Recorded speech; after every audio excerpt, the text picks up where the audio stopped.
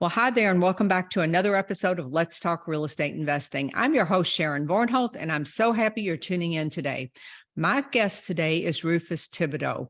Rufus is known as the REI Marketing Guy. He is a real estate investing marketing expert with 29 years experience, and he has generated over $350 million in sales for himself and his clients. And Rufus is on a mission to lower the failure rate of real estate investors, which is a staggering 95%. And that's what we're going to talk about today. Why 95% of all real estate investors fail, and what are some things that you can do to not fall into that 95%? So welcome to the show, Rufus. Thank you. Happy to be here. Well, you and I know, being marketing nerds, that we are likely to fail as a real estate investor. Your success or your failure, I'll say it this way, is likely going to be determined by your marketing, right, or your lack of it. Sure. So this is an important topic, and I think it's one that you just can't go over too many times, because in today's market, things change. Right. What worked last year may not work so well this year, or maybe it's still a good strategy, but you have to tweak it up some. Right. So I want to talk about marketing, and I want to talk about avoiding some of the landmines and maybe some of the things that people don't do correctly. And I know that you're going to have a lot to say about that. Yeah. So let's start out. Tell everyone a little bit about how you got started. Yeah, so I started in 1990, kind of back in the olden days as a real estate agent. During that time, I say olden days because at that time, the MLS was primarily book-based. Yeah, I remember. Do you remember that? Okay, well, yes. There's not too many people that remember that. I feel like I'm the oldest person in the room sometimes. And the computerized version was an option. But anyway, and I was having a hard time, with getting leads and deals and actually at that particular time, I had gotten behind in my mortgage and was scared I was going to lose my home. And just a lot of stuff that's going on under a lot of pressure. Then I ran into a book called Influence by Robert Cialdini.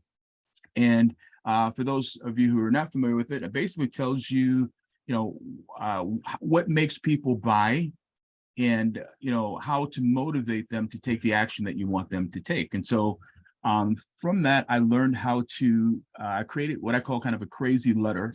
And I call it crazy because it was completely different than anything that, anyone in my office was doing, anything that I had ever actually seen done. And but I launched it anyway, and to the ridicule and teasing of my buddies, and ended up generating 2,178 seller leads.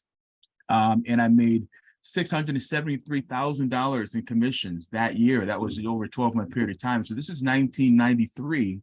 So the value of money doubles every 10 years or so. So that's really the equivalent of about $2.6 million in today's dollars. So that was a lot of money, and it felt like a lot of money. But that was sort of I didn't know why it worked exactly. I mean, I was happy that it worked, and so that sort of drove my passion to learn more about advertising, copywriting, and consumer behavior and all of that kind of stuff. And eventually I learned more and more, why that worked, and was able to recreate that. And that launched my career in real estate. That launched me as a real estate agent, became a broker, then on down the line became an investor. And then from there, I continued to learn, about that, because I wanted to learn and kind of see what really drove my passion is, sometimes you watch those infomercials, and they weren't always called infomercials, but you're watching them, and I'm sitting there thinking, okay, wow, okay, I'm checking it out, and then after a while, I'm tuned in, and before I know it, I'm pulling out my wallet, swiping my card. How does that work? What makes that work? So I wanted to learn. I learned that that's something that happens on purpose. It's not something that's accidental. So as I started to learn that more and more, I started to see the same patterns and problems existed in other types of, services and businesses. And so I started to do a little bit more consulting and copywriting for other companies. And of course, over this last 29 years now, almost 30 years, I've generated, over $350 million in sales for myself and my clients. So that's where it started. And I love it, and I'm super passionate about it. And as you mentioned, today I'm focused 100% on working with real estate investors, because there's such a high failure rate. And a lot of times people don't realize, when I say that, 95%, that seems like, maybe I'm just pulling that number out of the air.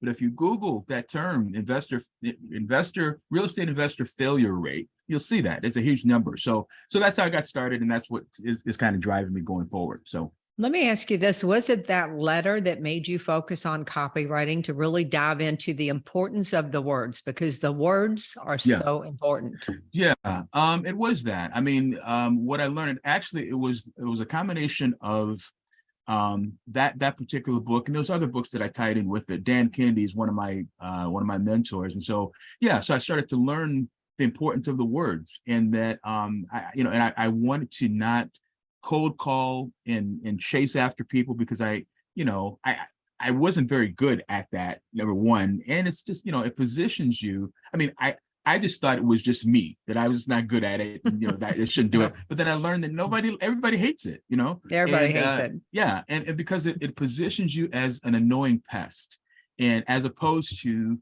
a welcome guest. That's what Dan Kennedy says. And so the idea is that if you can use the right words and understand how people buy, why they buy, you can attract them instead of chasing after them. And that makes a big difference in how much money, how many deals you close, and also how much fun you have in the process.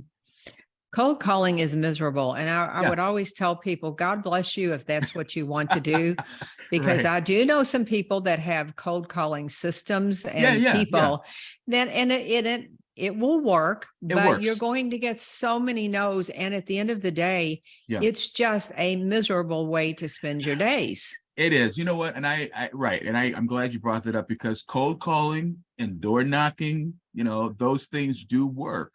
They are effective. I just think that it's a very painful process. And I think that, can you, in fact, I was going to make a comment about, if you try to put someone's hand, to touch a hot stove, you pull it away. But I saw a video the other day of a woman on, I don't know, YouTube or something. Looks like she was in a pot or something that's like a tough fire underneath it. So, I mean, you could train yourself to ignore pain. But it's just, you'll have a much better experience. And I think you'll deliver a better experience if you're offering something to people that they want. And so it's a win-win for both of them, instead of clobbering them over the head with a hammer and dragging them into closing. You know what I mean? So there is one in particular, a big retail real estate person who still teaches that. And I remember the days of when the agents would go in a windowless room, like a closet, and they would stand. They didn't sit, they stood, and they cold called all day long. And that man, he still teaches that. But I think for most people, it's not a happy way to spend your day. And like you said, you become a pest. And instead of someone that is a welcome, trusted resource, someone that's there to help them. So I think that's a mind shift. But when it comes to, why do you think it's the 95% failure rate? I think it's because of certain key components, but let's see what you have to say about that. I think overall, I think, like I said, I think there's a lot of reasons. I think one of the reasons is that I think people in general, I say that people are sheep. What I mean by that is, they don't want to, nobody wants to work very hard. I mean, so it's like you want to find out what people do. You look around, you see what other people are doing, you just copy that. And so if you Google, I don't know, buy houses fast, sell house fast, or whatever, you'll see that most of the stuff is exactly like, people are saying the same things. You can literally switch the pictures and, everybody's saying the same thing. So I think that the biggest mistake is they copy what other people do, and they don't take the time. They don't really understand the importance of being unique and what makes you different. And just like everybody has a different fingerprint, everybody has a different style and personality. And if you understood just how to take what you are, who you are, and use that as part of your of what makes you unique, you'll go a lot further than just copying, posting, sell houses, 24 hours, all cash, as is, whatever, saying the same thing everybody else is saying. So I think that's probably the biggest thing, is they just copy what other people do. And I mean, I can go on and on. That's probably the biggest thing, because most of the time is they just don't understand what makes them unique and different. Yeah, I believe too, they don't have a back-end system set up. I Yeah. think that's part of it too. But there's a book, I don't know if you're familiar with this book, written by Sally Hogshead called Fascinate. And No. in the book, she teaches about marketing to different types of people. But the thing that I will always remember from that book is that different is better than better.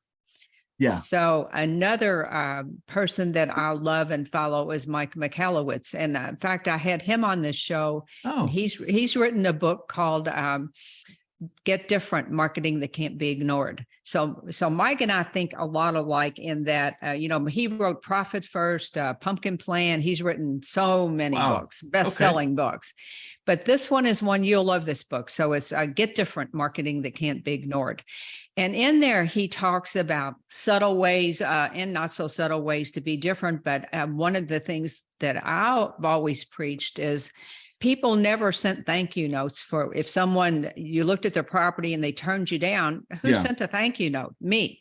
Because I always said, if something changes, I want to be your plan B. That's now, right. kind of upgraded that today to send a video. You can send a thank you note. I still believe in sending a thank you note in your business card, because if you made an offer that totally made them mad, they dumped it in the garbage right as you went out the door. So send another card, but you can send them a video. How many people send a video that says, "Hey, John, this is Rufus. I'm sorry we didn't reach an agreement on their property, but I'd love to be your plan B if your circumstances change. And here's my number," or whatever. So when everybody is zigging, you should zag. You should zag. I agree 100%. Yeah. It's interesting. Earl Nightingale is you've heard of Earl Nightingale. Maybe you haven't. Okay. Right. So if you Google him, people who haven't heard of him, he's kind of back in the 60s in terms of motivational personal development. Yeah. And what he says is that if you're starting in a new industry and you don't know what to do, all you have to do is look around and see what everybody else is doing and do the opposite. And you'll be right. Because, like we're both saying here, people just, they don't take the time to be different. And that's super important. I think also to that point, one of the most effective things you can do is look at things that have worked outside of your industry and then pull that in, because again, right away, you'll be completely different, standing out from everybody else. To your earlier point about the sending a letter if somebody turns you down, I got here's one other thing. I'm thinking about 1,000 things at one time. Find out whatever appeals to you. If you get an ad or you see a letter or an offer and you want to, and makes you want to buy, even if you don't actually buy, you should mark that down and put it in, what copywriters call a swipe file. So a collection of, ads and resources that you can come back to. But what I was going to say is that I had unsubscribed from someone's email, and I got an email back with a gift that said, "Hey, I'm sorry to see you go. Here's a gift," and blah, blah, blah. And I thought, man, and that made me change my mind almost. I was like, hey, this is good. That's a great idea. Yeah. So there's lots of great ideas, but I think it all boils down to being different and unique. And because that's really what people are asking when you're offering your services, they want to know, why should I choose you? I mean, what makes you different than all these other people out here? And most people cannot answer that question convincingly. So, well, and I think that is, I like to talk about marketing and branding as a couple. Yeah. So it's a secret sauce, because marketing is how you get leads, but branding is why they choose you. So as you do all of these different things, you're building your brand and you're building your uniqueness. Yeah. That only can be you, because let's face it, you won't be everybody's cup of tea. I won't be everybody's cup of tea. That's right. But we can become most people's cup of tea by our positioning and by our brand and by the way we do things, by the way we treat people. Right. And I also think another good point about that is with regard to direct response marketing in particular, you become, a big fish in a small pond kind of. So if you can, put some bait out there to get people that are suffering from the pain that you have a solution for, now all of a sudden you are attracting them, And then it becomes much easier to close them and turn that into a deal, because now you are the expert advisor, like you mentioned earlier. So direct response, I think, is something else that a lot of real estate investors don't use. They just figure all marketing is the same, brand, marketing, copyright, whatever it is. Something else too is they don't connect marketing with selling. They treat that as two separate things. So and like I think a part of that secret sauce too is like the marketing generates the leads, but the sales closes it. But if you put them together, you can use more effective marketing to create, a higher qualified lead. Then it makes it much easier to close it. So all of those pieces, branding, marketing, copywriting, all those things, selling, work together. And I think that not understanding how they all connect puts you at a disadvantage as a real estate investor. I think so too. And I think we often think our story, our unique position that we started in or where we came from isn't important. And it is hugely important. Hugely. Yeah. You don't have to have been born under a bridge to have a story. Right. But you want people to come away looking at it like, well, he's just like me. I'm just like her. They have to be able to identify with you. And I think that's where so many of us fall short, is in the getting really comfortable with the storytelling and spending the time on the front end. Yeah. And you were talking about copywriting. I just had a conversation with somebody this morning, and we were talking about the mistakes people make in like presentations, how you do your little intro, you rush into the presentation, when in reality, you should not just be talking about yourself in that first 10 minutes, but you should be building with whether it's verbal copywriting or with copyright, you should be telling them why their life will change so they can't wait to pull out their credit card. That's and buy. And that is a piece that is very hard to nail until you figure it out.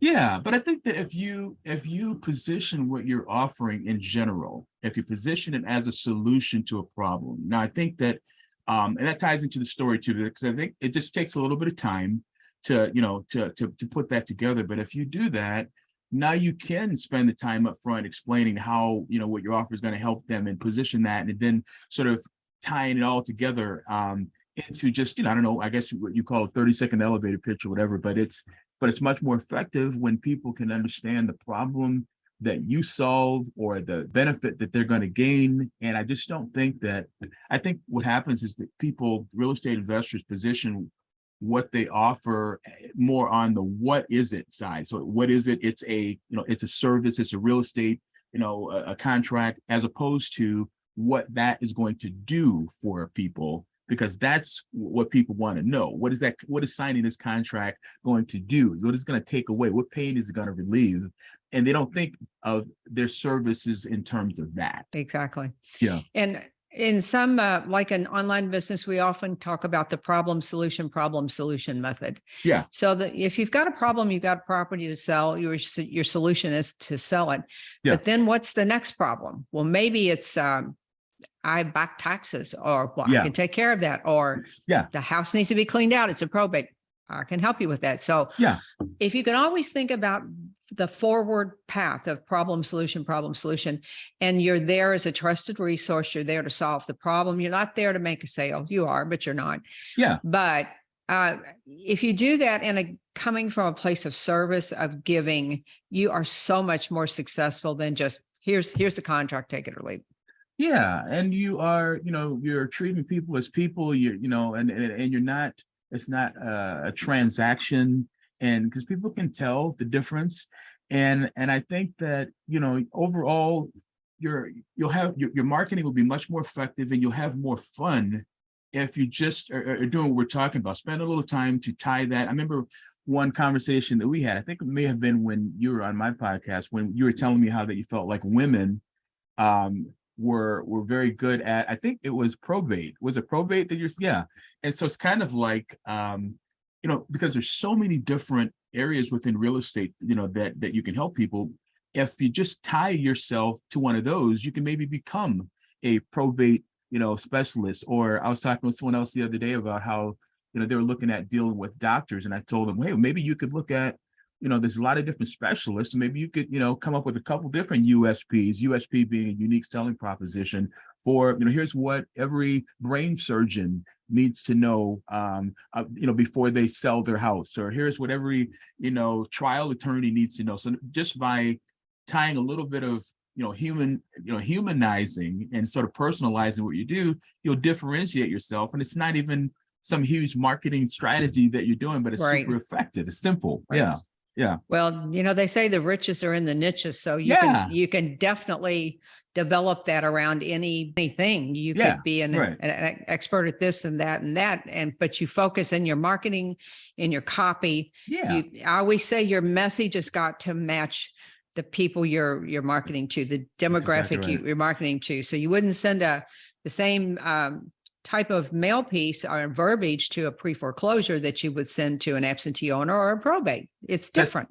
That's right. And I think that's another mistake that they're making, is that they're just have kind of a one size fits all marketing. And like you said, a general practitioner is not going to make as much money as a specialist, a brain surgeon. So if you can tie yourself to a specialty or a niche, you'll differentiate yourself, and also you'll make more money because what you're offering is got the perception of the value is greater. Yeah. I agree. So let's talk about marketing channels. Yeah. And what do you think? Maybe you use these in your business. Maybe this is just something that you want to talk about.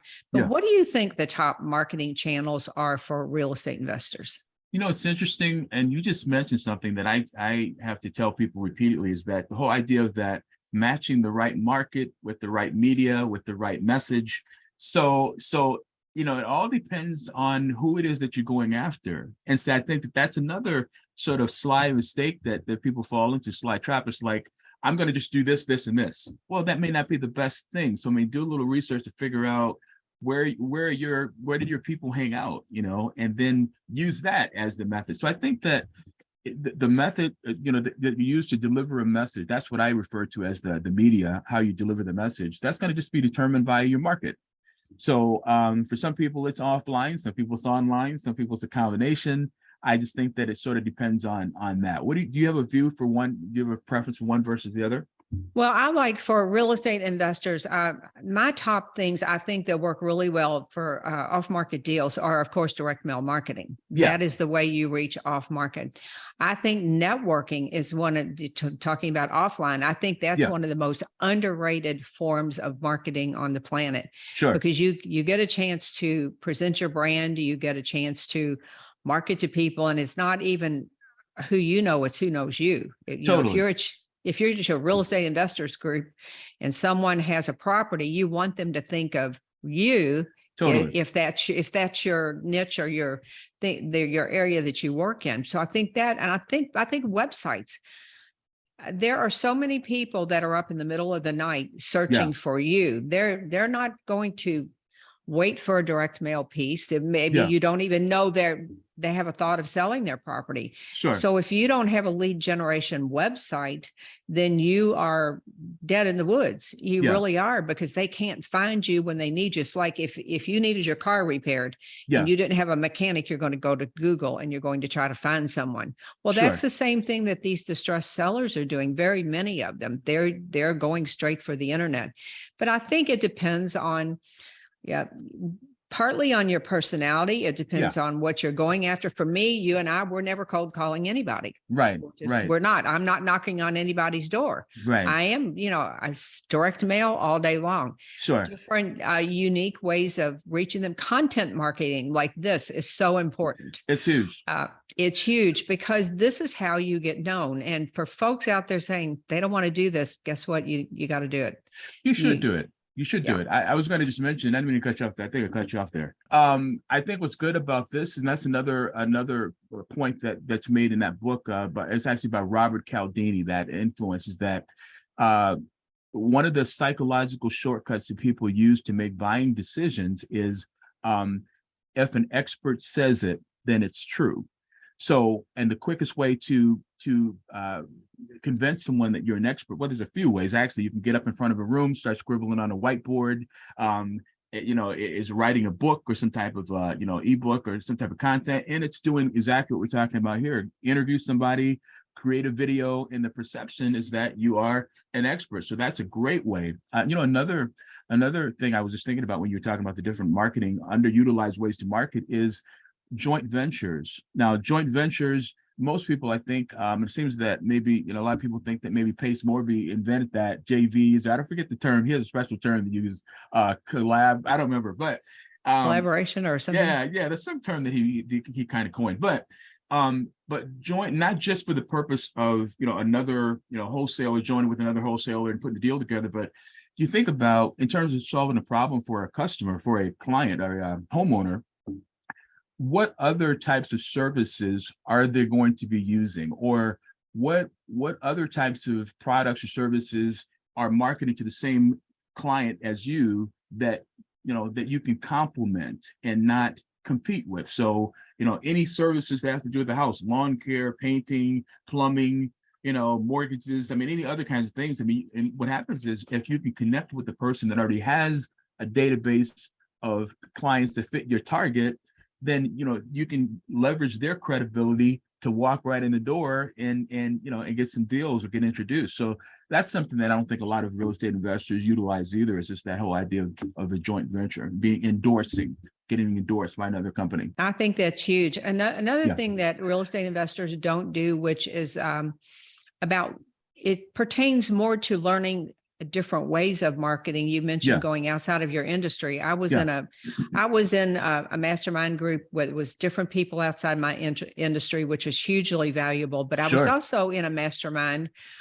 there were 6 of us, and they were investors from 6 different states around the country. Nice. So they were wholesalers. One was an agent investor. We all did something different. But nice. We were all real estate investors, but we were not competitors. And that made us able to get on a call once a month and share what was going bad with the market, what was working. You could talk freely about your business because they weren't your competitors.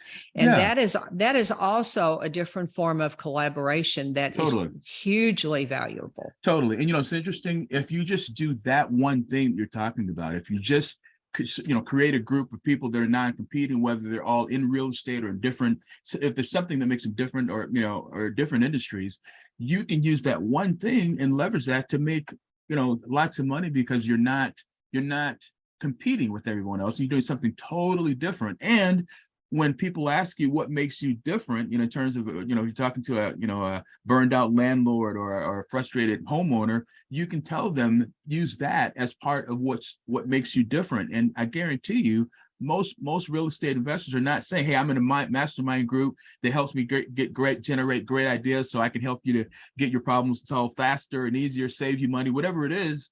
Tie that to a benefit as to why they should hire you. Other real estate investors are not doing that. They're out there knocking on doors and cold calling. Why are you doing that? Sometimes we can't see the forest for the trees. Oh, and yeah. We are, by exposing ourselves to these different small businesses. And I do think they should be entrepreneurial small businesses. They should be like us in the type of business. Sure. But they do other types of marketing that maybe we haven't thought about as far as real estate. But it all comes back to the being different. Being different will get you more deals than being better, because when you're competing on being better, you're competing on price. And we do not want to do that. No, you don't want to do that. And you made a good point. There should be, in other words, businesses that are offering a service as opposed to selling a product, because that's completely different. So you're right, but you'll be surprised. Real estate investors will be surprised at the number of service-related businesses that they can connect with, that they can offer. And not only in terms of the collaboration of brainstorming for upfront deals, but even for things that they can maybe offer as a gift, as an incentive, as a thank you gift, or as in say, if you buy from, if you let me buy your house, here's what I'm going to give you as an incentive, which again, most real estate investors are not doing that. But if you can give someone, some service offered by one of the other groups that's non-competing, that helps them and it helps you, free massage, whatever it is. It's just whatever it is. Yeah, it makes you different, and it's offering a benefit. Yeah. Exactly. So those are all great tips. I think those are all things that you can brainstorm in your own business. I was Totally. talking with a friend of mine yesterday. We were talking about brain dumps. She's a pen and paper girl. She's going to get out a big legal pad, and she does that once a month. And I was saying, oh well, I'm a notebook addict, and I'm trying to break that habit. But I love Trello. I Yeah, love Trello because you can do your brain dump on there. Then you yeah, can slide them over and put them into groups. And I like the fact that when you complete something, you don't just check it off and it's gone. You can put it over there in the completed thing. yeah. It's still But there. do a brain dump of ideas, and no ideas off limits, and listen to what other people say, and maybe then decide for you what works for you, your business, your personality, your budget, Yeah. all of those things, because there are so many free things that you can do. I always think of the book Guerrilla Marketing Oh, too. right, right. So there are just so many things that you can do to stand out, and like you said, be a big fish in your pond, and but Yeah, niche it down. You right. can't be an expert in all things like the general practitioner. Yeah, You want to be the brain surgeon or the whatever anesthesiologist, whatever. right, right. So niche it down, and then you will make more money. Guaranteed, you will make more money. Yeah, totally. One other thing I want to mention along those lines is to find out there's by the way, I'm a pen and paper person too. I also like to do audio recordings to save it. But find out what part of the day maybe your most maybe your comprehension is the highest. I remember in college I had to kind of screw around the whole semester, this particular semester, and I had a economics class that I had to ace in order to even pass the class. So I got up at 1 a.m. and I read all of the chapters, and it was locked in my brain, and I aced it. And I learned that early in the morning, really like between 3 and probably 7 o'clock for me, my comprehension is high. I mean, if I need to create something, that's the time to do that. And I read a couple of books or saw some videos where people were talking about that concept. I didn't know that was a thing, but find out what time works best for you. If it's late at night, if it's in the morning, and tie that to your learning and use that as part of the way to leverage your potential. Excellent advice. Do you have any final thoughts for people? Anything you'd like to leave them with? Yeah. I guess is this where I could give a plug for something? All right. Shameless promotion.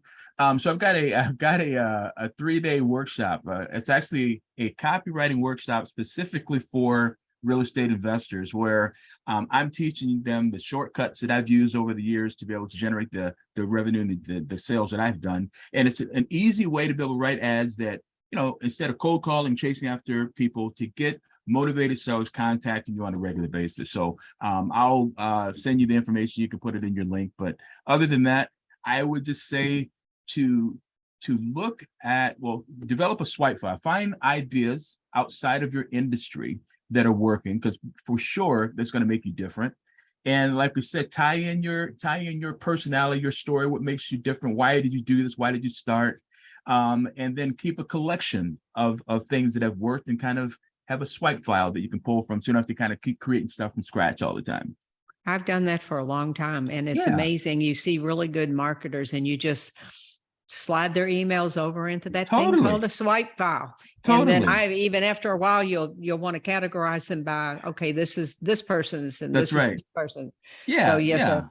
and we're not telling you to copy word for word. We're telling you to No, you look at model. what they do, model what they do, Yeah, and that's right. use their successful copywriting skills as a Yeah, way to write your copy. Well, totally. Rufus, what's the best way for folks to get in touch with you? I would say they can reach me on my website, the REI Marketing Guy.com. That's probably the easiest way. Otherwise, I'll put links in the description here for they can get on my Facebook group. I think my number will be there, YouTube channel. I mean, all the links will be there for them to contact me. I come up kind of all over the place, but the website might be the best all around place. Yeah. Okay. I'll put all those links in the show notes. And Rufus, thanks so much for coming on the show. It's been fun as always. Yeah. Thanks for having me. I appreciate it. So thanks again to all the listeners who come out week after week. I appreciate it. And Rufus and I would both appreciate it if you would leave us a rating and a review on iTunes, and share the show if you loved it. And I will see you the same time, same place next week. Bye for now.